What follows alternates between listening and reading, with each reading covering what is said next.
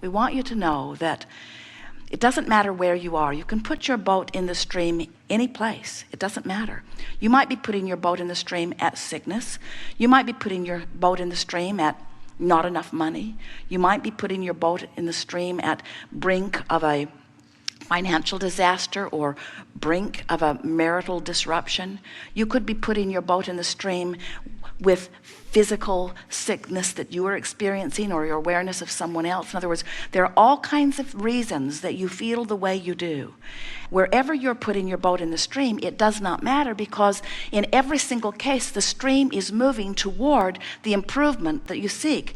The stream is moving toward the solution to the problem. It's moving toward the answer to the question. It's moving to the becoming of who you are. The stream is undeniable. It is always moving, and it won't stop moving toward that which you are. So it doesn't matter where you are. In fact, we think it is very helpful to realize that you are where you are relative to any subject of importance to you.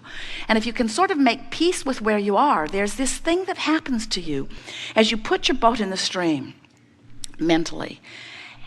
If you say, all right, the stream is flowing and it's going to be all right, there is an automatic releasing of resistance and a turning and moving toward improvement. But if you put your boat in the stream with the attitude, I'm not where I should be, you automatically turn upstream. If you put your boat in the stream and say, I should have known better, upstream you go. I should do better, upstream you go. Even if you put your boat in the stream and you say, I'm going to try really hard, upstream you go. Feel the difference between, I have a sickness and I'm going to find a way to heal myself, upstream, upstream, upstream, and I am where I am. My physical body isn't where I want it to be, but it's going to get better. Or I am where I am, and I want things to be better. Feel the difference between, I'm going to make this happen, upstream, and I'm going to allow the resources of the universe to help me work this out, downstream. It does not matter where anyone is relative to anything that they want, because these things are always true. Everything that you are living has caused you to ask for more, and that more is already accomplished vibrationally. You just got to chill out. You just got to relax. You just got to let go. You've just got to stop trying so hard. You've just got to stop defending why you want it by explaining how bad it is without it. Every time you're justifying or defending or rationalizing, you're pointing upstream. Even Esther, with all that she hears from us, sometimes will get stuck on the rightness of an issue rather than how the thought she's thinking feels. She'll say, oh, come on, Abraham, you got to give me this one. You know I'm right. You know that what happened here was wrong. You know that that should not have been that way. And we say, we're sure you could poll most of the world, and much of the world would agree with you. Maybe even more would agree with you than would disagree with you. Maybe almost all would agree with you, but it doesn't make any difference. Rightness is not the issue. Alignment is the issue. And every time you push against anything, you are depriving yourself of what you want. There is a war against cancer, a war against drugs, a war against terrorism, a war against poverty, a war against, and every one of them getting bigger. Because you cannot push against what you do not want and be a vibrational match to what you do want. They are two opposite ends of the stick. When you pick up the stick that says money, on one end of it is plenty of money, on the other end of it is not nearly enough money, and the end of the stick with plenty of money feels entirely different than the end of the stick with not enough money. And you got to know that the way you feel when you activate the thought of money is your indication of which end of the stick you're on, you see.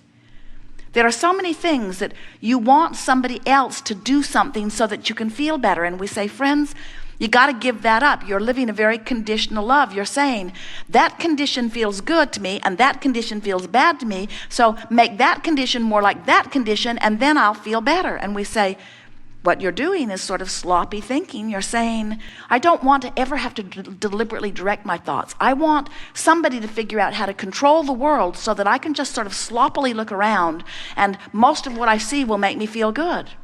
And we say, that isn't what you want at all. You want the variety, and you want the discipline to turn your thoughts toward those things that are a vibrational match to who you really are.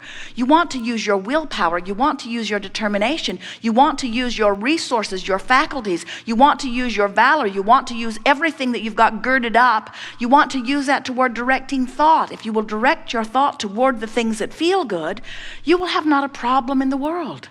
You cannot have a problem and a solution at the same time. You got one or the other. Which are you beating the drum of? Problem on one of the sticks, solution on the other. Which way are you pointed? Which way are you feeling for? And so many of you, for some reason or another, have become so defensive in your competitive feeling of those who surround you that it seems as if you need to defend why you want something by pointing out the perils of not having it. And that is the biggest trap that we see happening, especially in your culture today. In your culture today, you have no legitimate excuse for negative emotion.